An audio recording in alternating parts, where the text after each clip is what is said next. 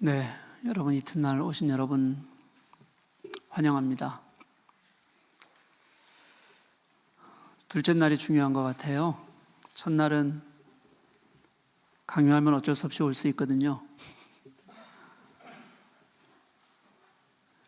근데 둘째 날 오기는 생각보다 그렇게 또 쉽지가 않습니다.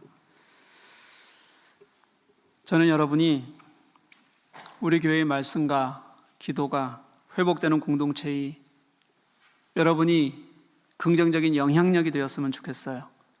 여러분들이 기도의 불쏘시개가 되었으면 좋겠습니다. 내가 무슨 불쏘시개냐? 그냥 오래서 왔을 뿐인데 여러분 그게 어디예요? 저는 여기 있는 여러분들을 통해서 하나님이 일하실 것이라고 믿습니다. 저는 여러분들을 통해서 하나님이 우리 교회의 새로운 길들을 만들어 갈 것이라고 저는 확신합니다. 여러분 믿으시고 내가 그 하나님의 도구가 되고 그 하나님의 씨앗이 되겠다는 소망 가지고 그렇게 우리가 말씀 속에 같이 매달렸으면 좋겠습니다. 이왕 여기까지 온 거 내가 여기서 한번 시작해보자, 한번 같이 마음 가졌으면 좋겠습니다.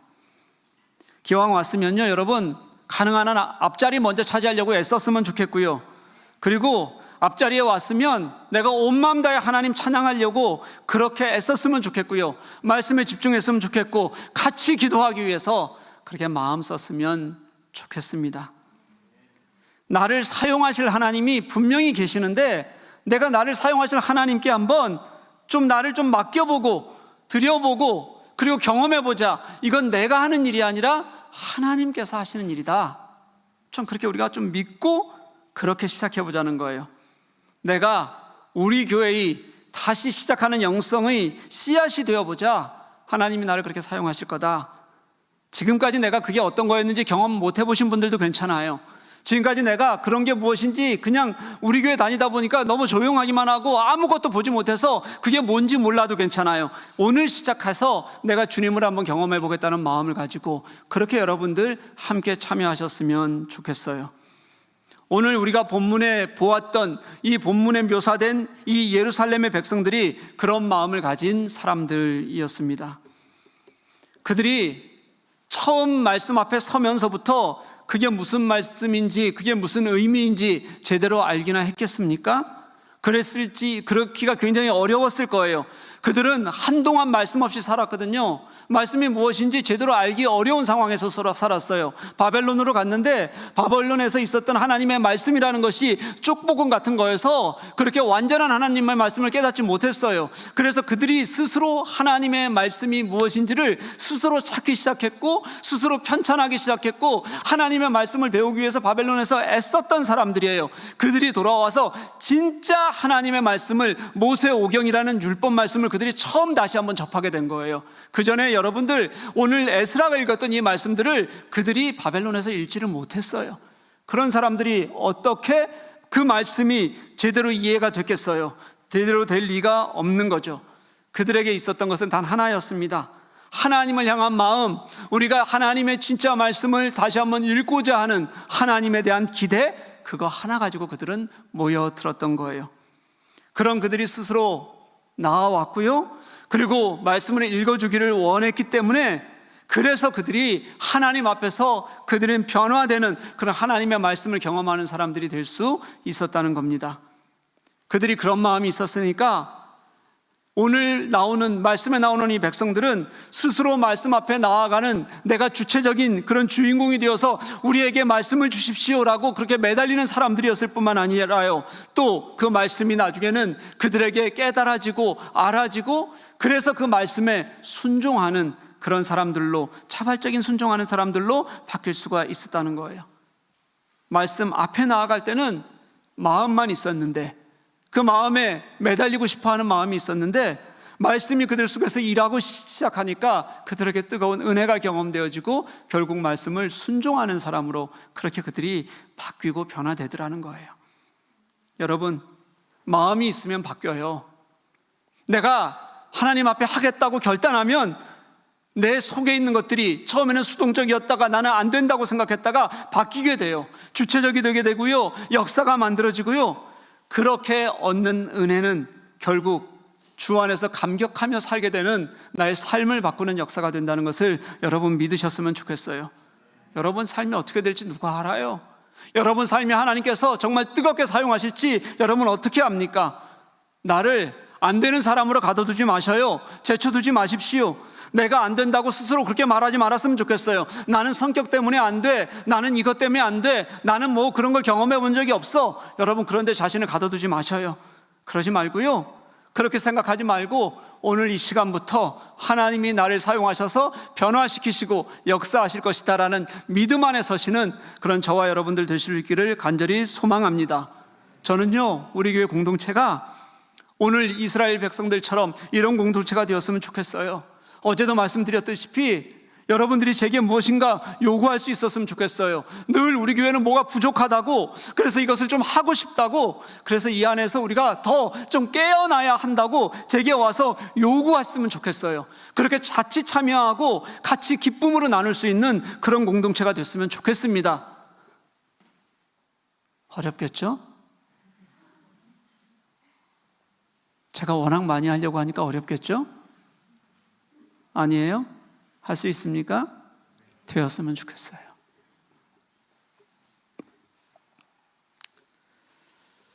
그들이 그렇게 요구했을 때 에스라와 레위인들이 그 백성들의 요구에 아주 기쁘게 응답했어요. 그 말씀을 듣고 그들은 또 다 일어섰고요. 일어서서 그들이 다시 나가서 들은데도 불구하고 이해 못하는 그들에게 해석을 해주었어요. 해석을 해주니까 무엇이 들리기 시작하잖아요. 들리기 시작하니까 또 너무 좋아서 그들의 귀가 열려요. 귀 기울여 듣기 시작해요. 온 마음에 말씀을 집중하고 또다시 그 말씀이 들리기 시작하고 말씀이 그렇게 계속해서 상승작용을 해서 말씀이 일하는 것을 그들이 경험하기 시작하는 거예요.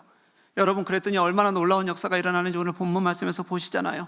말씀이 들리기 시작하니까 그들이 울어요. 여러분, 이스라엘 백성들이, 남자들이 말씀 앞에서 운다는 게 이게 얼마나 말이 안 되는 얘기인지 여러분 모르시죠? 그 가부장적인 사회 속에서 그 모든 사회의 중심이 되는 그런 남자들이요, 그 남자들이 말씀 앞에서 운다는 것을 여러분 이해가 되세요?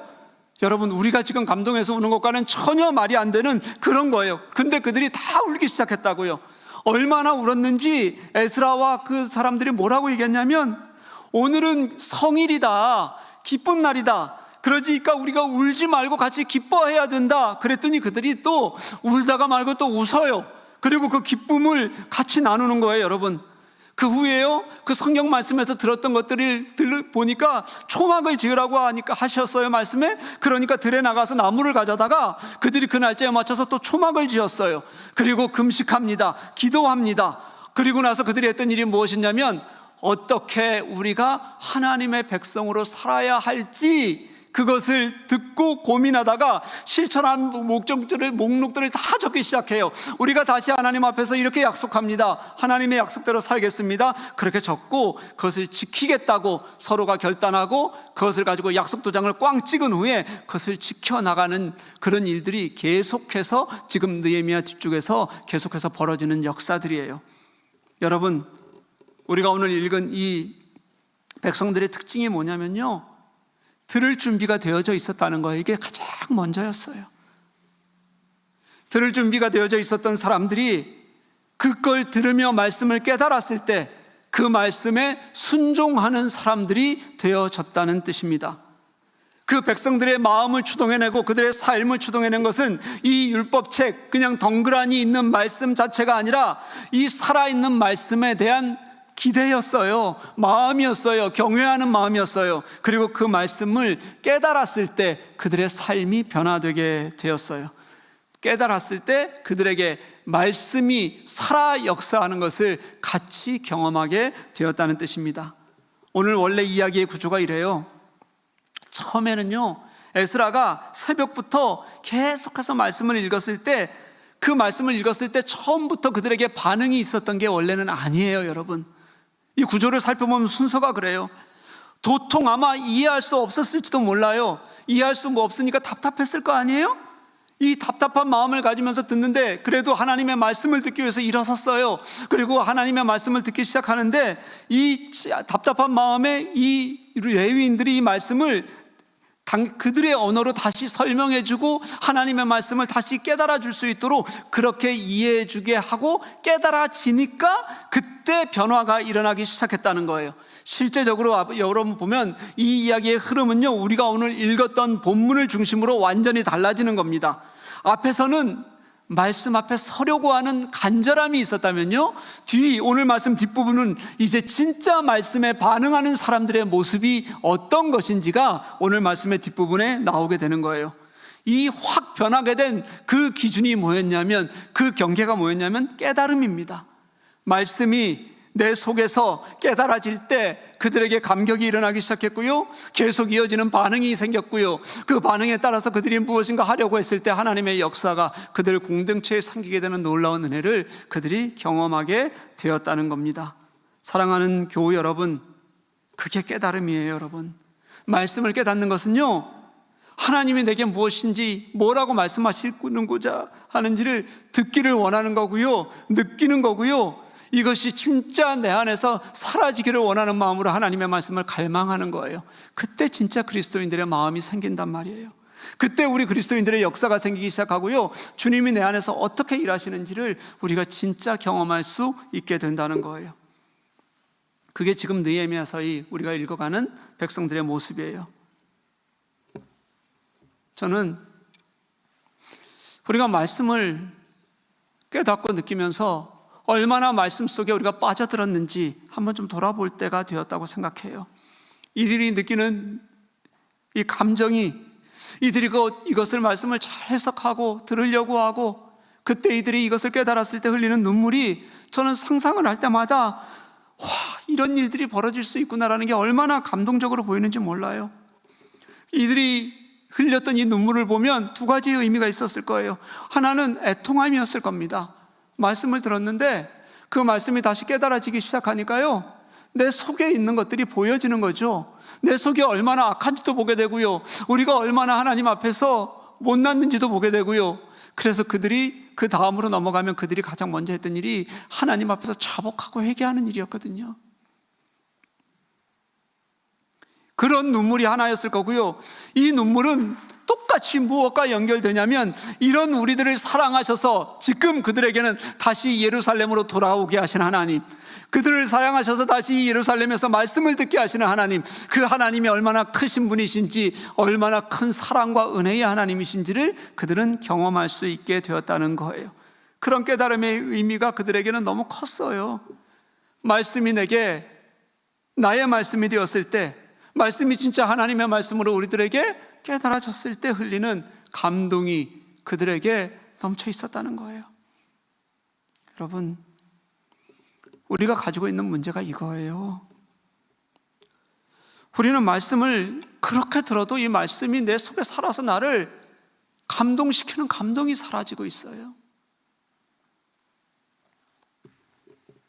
말씀이 살아 역사하는 하나님의 말씀이라는 것을 이제 믿지 않는 시대가 되어져 버렸어요.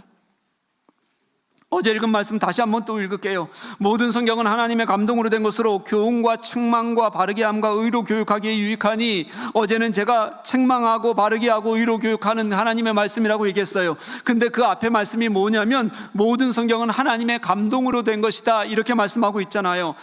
말씀이 하나님의 감동이라는 걸요, 성령의 역사라는 걸요, 성령께서 말씀 속에서 함께 역사하셔서 그게 힘이 있는 거라는 걸 우리가 어느 순간부터 잊고 살게 되었다는 거예요. 그걸 우리 삶 속에서 알지 못하고 살아가고 있다는 거예요. 깨닫지 못한다는 거예요.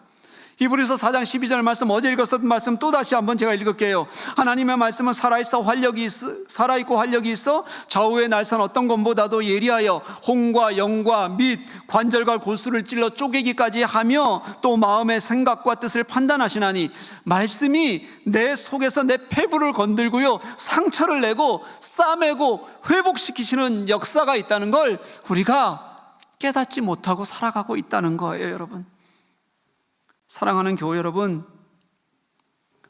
말씀 앞에서 내가 진실하게 서면 그 말씀이 진짜 내 속을 헤집어 놓는 은혜로 나를 감동시키고 깨닫게 하신다는 것을 믿으셨으면 좋겠어요. 어느 순간부터 말씀 앞에 섰는데 그저 말씀을 읽으라고 하면 그냥 말씀을 어떻게든 읽어가는 것이 되든지, 읽어보면 어려워요, 잘 모르겠어요가 우리의 그냥 모든 말이 되어지는 것처럼요. 그리고 그냥 설교를 들었는데 저 설교가 좋은지 나쁜지, 그냥 내게 조금 은혜가 되는지 아닌지 판단하고 마는 게 아니라 그게 내게 살아있는 하나님의 말씀이 되도록 나를 이제 만들어가는 은혜가 우리 속에 필요하다는 거예요. 여러분, 어떻게 그런 마음이 나올까요? 오늘 읽었던 6절 말씀에서 나오는 거예요. 우리가 어제 읽었던 6절 말씀이 어떻게 했다고요? 여호와 하나님을 찬양했다. 하나님이 나의 하나님이시라고 고백했다는 거예요. 손을 들고 어떻게 했다고요? 아멘 아멘 소리쳤다는 거예요. 말씀이 내게 그게 진짜 하나님의 말씀입니다, 하나님의 말씀이라고 매번 고백했다는 거예요. 그리고 얼굴을 땅에 대고 경배했다. 하나님의 말씀을, 그 말씀을 내 말씀을 듣겠다고 하나님으로 고백했다는 말이잖아요. 온전히 하나님을 하나님으로 대하는 마음에서 그 말씀이 내 것이라고, 내게 주시는 하나님의 것이라고 생각하고 내 자신을 완전히 내려놓는 자세에서, 참된 예배자의 마음에서 그런 말씀이 깨달아지는 은혜가 시작이 되는 거예요. 여러분 말씀 앞에서 얼마나 여러분 간절하십니까? 여러분 말씀이 내가 정말 깨달아지기 위해서 여러분 어떤 마음을 가지고 말씀을 대하고 계세요? 우리 여러분 너무 형식적인 거 아니에요? 말씀이 내게 살아있다는 게 우리에게는 너무도 이제는 그저 아무것도 아닌 것처럼 들리지 않아요? 여러분 진실하게 말씀 앞에 좀 서셨으면 좋겠어요. 제가 2번의 회심의 과정을 제 삶 속에서 찾아보라면 2번을 좀 찾을 수 있는 것 같아요. 한 번은 중학교 수련회 때예요. 겨우 중2였었는데 중2 때 제가 무슨 죄가 그렇게 크게 많았겠습니까? 그죠?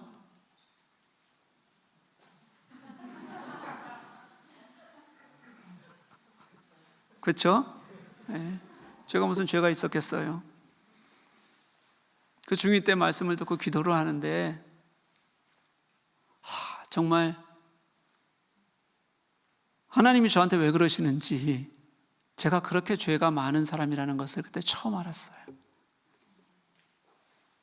속속들이 하나씩 보여주시는데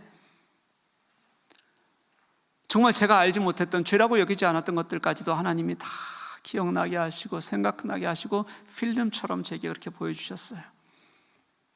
그때 제가 처음으로 진짜 하나님 앞에서 죄인이다, 나는 하나님 앞에 돌아가야 되겠다라는 결단이 있었던 때인 것 같아요. 아마 그때서부터 저에게는 내가 하나님의 일을 하고 싶다라는 갈망 같은 게 그때 중학교 때 저는 생겼던 것 같습니다. 그때부터 제가 완벽한, 진짜 완전한 그리스도인으로서 그렇게 삶을 살게 되었을까요? 여러분 어떻게 생각하세요?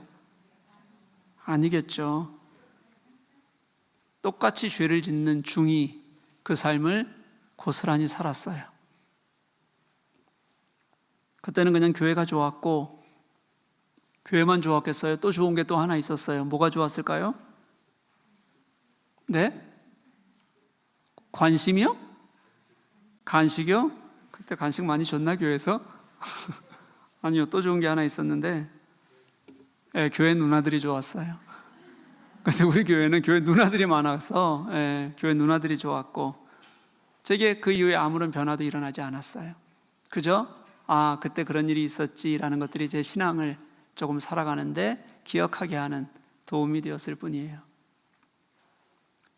그런 제가 주님과의 인격적인 만남을 또 한 번 하게 되는데 그게 대학생 때입니다. 제가 신학교에 들어가고 나서 시위를 하느라 수업을 거의 못했어요. 거의 수업 없는 학교를 다니고 있었습니다. 여러분 저는 시위 같은 거 안 할 굉장히 착한 학생처럼 보이잖아요. 아니에요? 아니에요? 예. 제가 원래는 시위 같은 거 안 할 착한 학생이에요, 원래는. 근데 그때는 그런 거 안 하면 비겁한 아이처럼 그렇게 보일 때였어요. 그러니까 또 비겁해 보이면 안 되잖아요. 그때는 시위라는 게 자기의 유익을 위해서 하는 게 아니잖아요. 요즘은 다 자기의 유익을 위해서 해요. 뭐 내게 자유를 달라, 내게 돈을 더 달라, 뭐 이런 것 때문에 시위하는 거 아니에요. 요즘은 많은 사람들이 그런데 그때는 그게 아니라 자유를 위해서인데, 어떤 자유냐면 민주적인 자유를 위해서, 또 민주주의를 위해서, 또 학교의 가치를 위해서 그렇게 시위하던 때였어요. 얼마나 신나게 했겠어요. 근데 지금 그때 했던 일을 돌아보라 그러면 지금도 그때 하길 잘했어요. 그때 했던 것들은 옳았거든요. 시위도 하고, 또 학교는 가다 말다를 반복하고, 수업은 거의 안 하고, 그러다가 갑자기 이런 생각이 들었어요. 내가 뭐 하고 있지?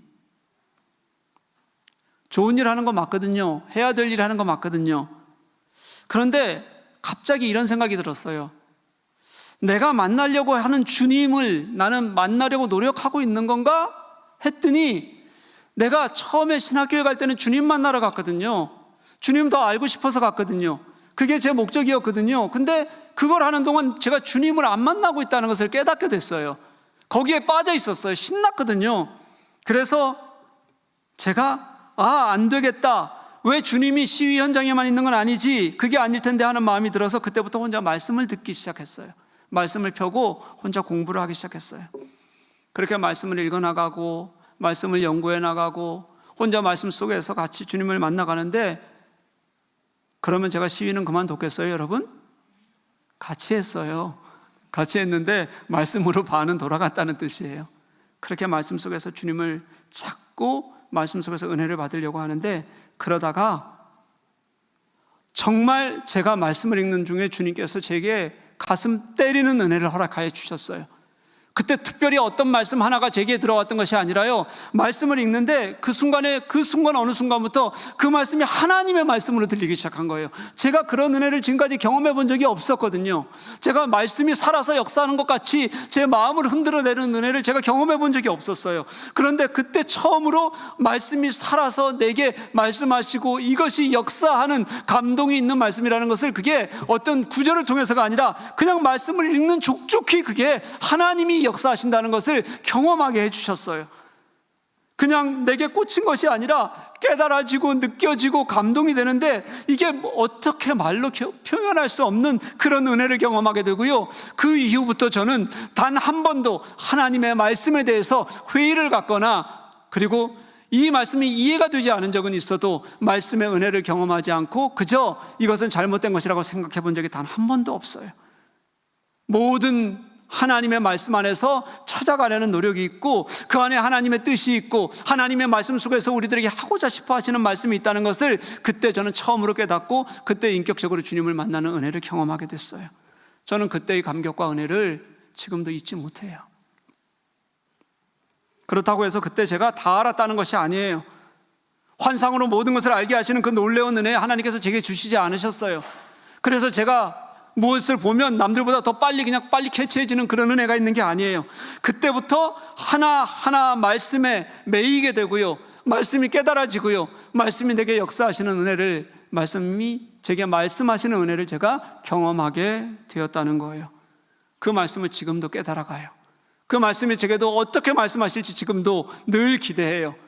맨날 강의를 하고 또 봤던 말씀을 또 봐도 그 말씀 속에서 하나님이 내게 오늘도 살아서 역사하시지, 오늘도 그 말씀 속에서 내게 은혜 주시지 하는 그 기대를 가지고 오늘 제가 말씀을 배워가고 찾아가는 겁니다.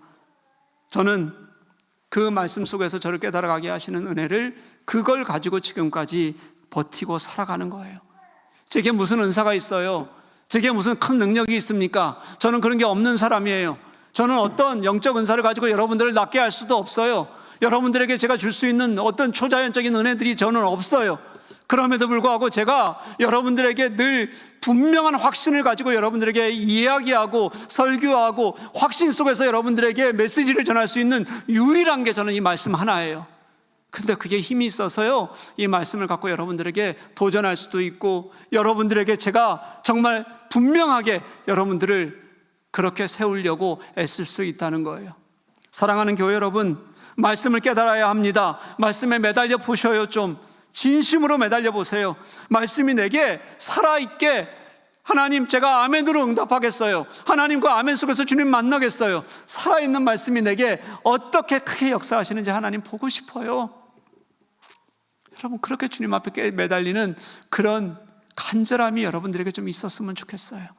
그저 왔다 그저 가는 게 아니라 그 은혜가 경험되어질 때 그때 우리에게 하나님이 역사하기 시작하세요. 제게 놀랍게도 2번 똑같은 일이 있었어요. 어떤 성도가 2번 다 연락이 왔어요. 몇 년의 시차가 있어요. 어떻게 똑같은 말씀을 하시는지 모르겠어요. 제게 전화를 해서는 목사님, 제가 지금 말씀을 읽고 있는데요, 요한복음이 왜 이렇게 좋은지 모르겠어요. 제게 왜 이렇게 감동이 되는지 모르겠어요. 그러는 거예요. 무슨 말씀이세요? 그 전에 제가 요한복음 읽었을 때는 아무런 감정이 없고 요한복음은 어렵기만 했는데 제가 지금 요한복음을 읽고 있거든요. 그런데 요한복음을 읽는데 너무 감동이 돼요. 너무 은혜가 돼요. 이게 지금 제게 깨달아져요. 그 안에 주님이 계신 게, 주님이 내게 말씀하시는 게 그렇게 좋을 수가 없어요. 2분 다 말씀을 배우기 위해서, 조금씩 알아가기 위해서, 듣는 일에 그리고 마음을 들이고 헌신했던, 연구하는 일이 계속 반복되면서 같이 기도했던 그런 은혜를 경험한 분들이에요. 마음을 들였더니, 정성을 들였더니 어느 날 너무 어렵기만 했던 그 말씀이 내게 살아서 역사하셔서 은혜가 되고 감동이 되고 하나님의 말씀으로 직접 들리더라. 내가 하나님의 말씀 앞에 좀 서려고 했더니 그게 하나님이 내게 말씀하시는 역사가 되더라. 깨달아지더라.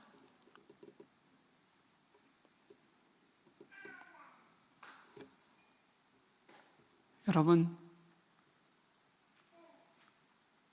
그 숨은 광장에 모였던 그 백성들이 하나님의 말씀 앞에서 통곡할 수 있었던 은혜가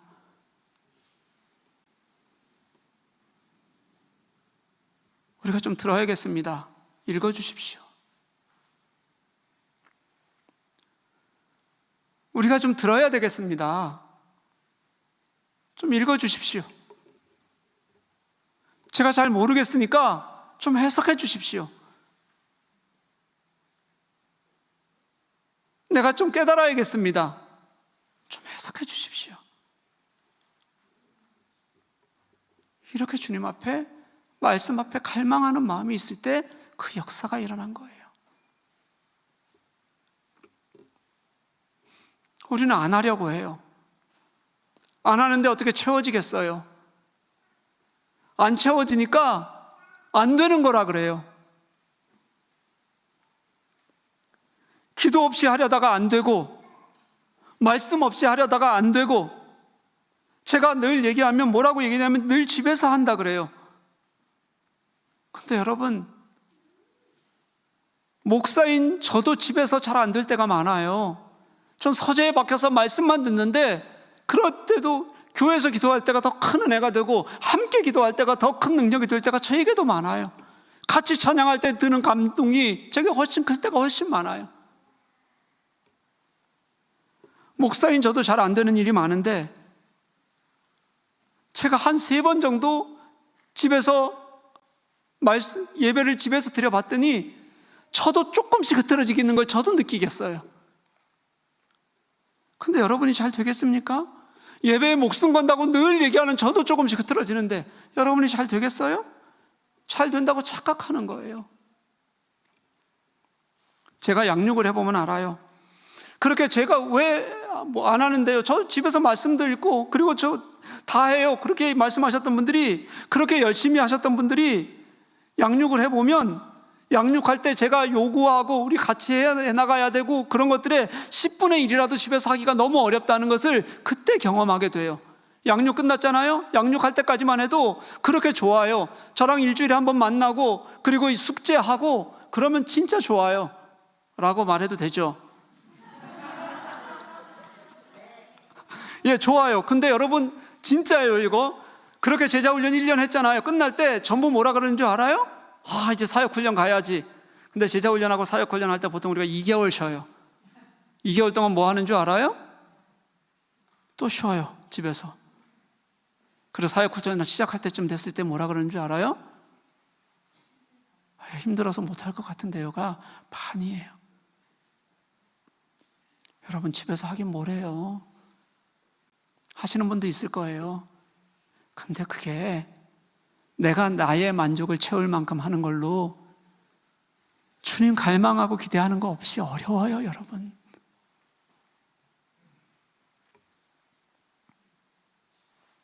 주님은 하나님이 이 땅에 오셔서 죽으시기까지 온 삶을 들이셨는데, 그렇게 해서 우리에게 당신이 하나님이심을 보여주셨는데, 우리는 그 하나님을 만나고 경험하는 게 그저 내가 가지고 있는 잠시의 시간과 생각으로 하나님을 잘 만날 수 있을 것이라는 그런 착각에 빠져 사는 거죠. 하나님이 당신의 생명을 내어주셨는데 우리는 하나님에 대한 기대와 갈망 없이도 이 삶이 괜찮을 거라는 그런 착각에 빠져서 사는 거예요. 사랑하는 교회 여러분, 오늘 본문 말씀을 보니까 말씀에 대한 갈망을 가졌어요. 그래도 몰라요. 모르니까 헤매요. 그때 제사장들과 레위인들이 말씀을 가르치기 시작했어요. 그렇게 말씀을 가르쳤더니, 이해시켰더니 깨닫더라고요. 여러분, 제가 도울게요. 저도 제가 할 수 있는 제사장의 직분을 다 할게요. 제가 여러분들에게 그게 어떤 것이든 할 수 있는 대로 말씀을 여러분들이 하자면 매일 저녁이라도 여러분과 함께 잘 숙성해서 말씀을 나눌게요. 여러분들이 은혜 받기 원하면 매일 저녁이라도 여러분들과 함께 제가 기도하고 말씀 나눌게요. 여러분에게서도 그 말씀에 대한 간절함이, 그런 간절해지는 은혜가 있기를 주님의 이름으로 간절히 소원합니다. 여러분, 우리 진심으로 간절해지는 은혜를 함께 경험해 가십시다. 그래서 말씀이 깨달아질 때 얼마나 좋은지를 함께 느끼고 깨달아가는 그런 우리가 되어졌으면 좋겠어요. 여러분, 깨닫는다는 것은요, 깊이 묵상해서 돌을 터득한다는 거 아니에요. 이 깨달음은 어디에서 오냐면 간절해졌을 때 하나님이 내 속에서 일하신다, 그런 뜻에 더 가깝습니다. 복음서에서도 깨닫는다는 말의 뜻은 뭐냐면요, 동행한다는 뜻이고요, 동의한다는 뜻이고요, 함께 간다는 뜻이에요. 여러분, 그런 의미로 이 깨달음이라는 단어를 사용했어요. 하나님의 말씀을 깨닫는다는 것은요, 그 말씀을 내가 통째로 내 삶에 들여서요, 하나님이 내 숨속에서 그 말씀과 나를 어떻게 함께 살아가게 하시는지 감동적으로 느낀다는 거예요. 여러분, 그러니 그 삶이 변화가 되는 게 있고, 그 삶 안에서 주님을 만나는 은혜가 있는 거죠. 레위인들이 말씀을 설명을 하잖아요. 백성들은 그것을 이게 이거였구나, 그렇게 들은 게 아니에요. 여러분, 그게 아니라 그 말씀 속에 자신을 빠뜨렸어요. 그냥 그 말씀 속에 자신을 드렸어요. 그냥 자신을 맡겼어요. 자신을 사로잡게, 말씀이 나를 사로잡게 했어요. 그랬더니 그때부터 진심으로 깨달아지는 은혜를 경험하게 됐어요. 여러분, 알아서가 아니라요, 느껴서예요. 이해해서가 아니라요, 그 말씀의 현장에서 같이 숨쉬고 있었기 때문에 가능한 일이었다는 겁니다. 여러분, 그게 말씀을 깨달아가는 과정이에요. 제가 제자훈련 컨퍼런스를 미국에 다녀온 적이 있어요.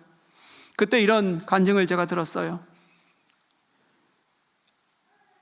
한 사람이 너무 똑똑한 사람이에요. 너무 똑똑하다 보니까 말씀을 제대로 믿지를 않아요.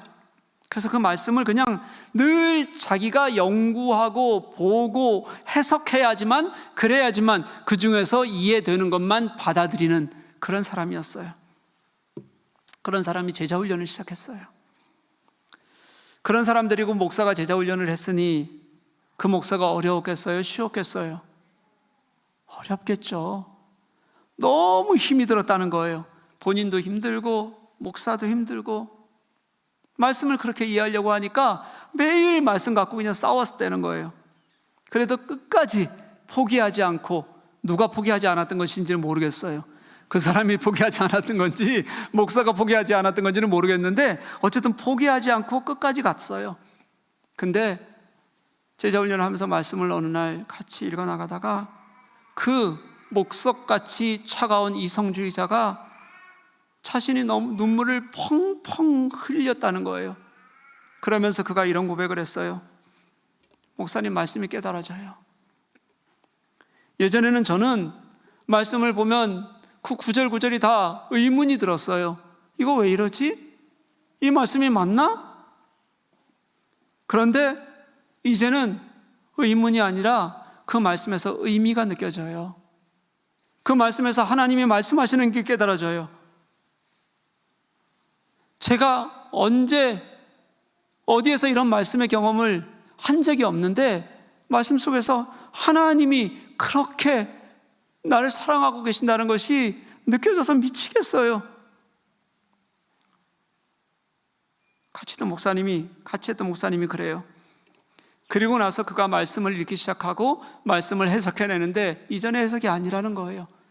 탁월하고 정말 말씀을 하나님의 말씀으로 그 시간에서 해석해내는데 그게 다가 아니었다는 거죠. 그가 그렇게 하나님의 말씀에 빠지고 시작하더니 그 다음에는 말씀에 자신을 맡기기 시작했다는 거예요.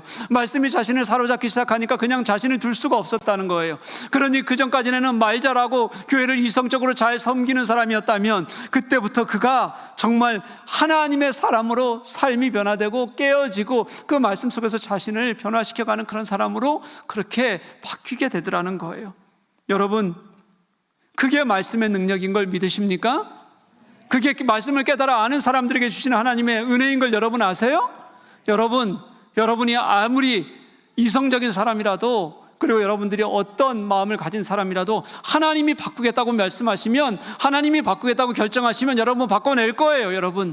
그러니까 여러분, 안 된다고 하지 말고 말씀에 매달리는 그런 은혜가 여러분들에게 있기를 간절히 소망합니다. 여러분, 우리 말씀의 역사를 좀 경험하고 살아가십시다. 말씀이 깨달아지는 은혜를 우리 함께 누리고 살아갑시다.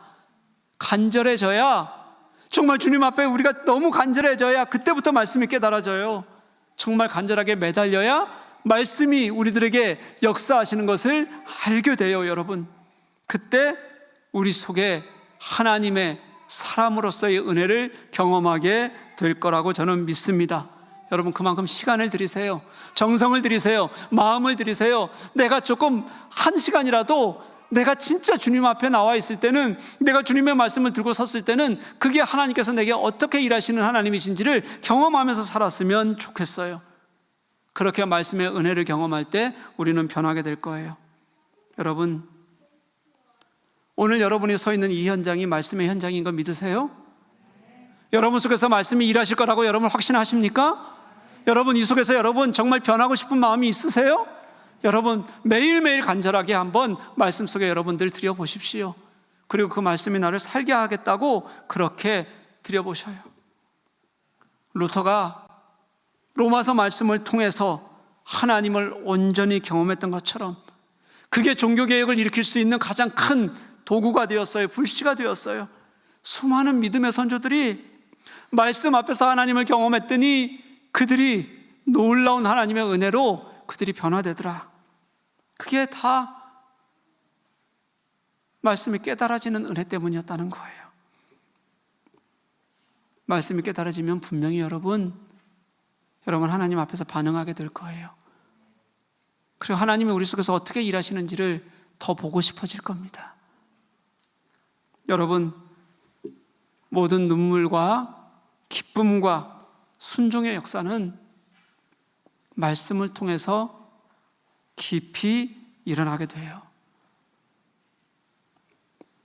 사랑하는 교회 여러분,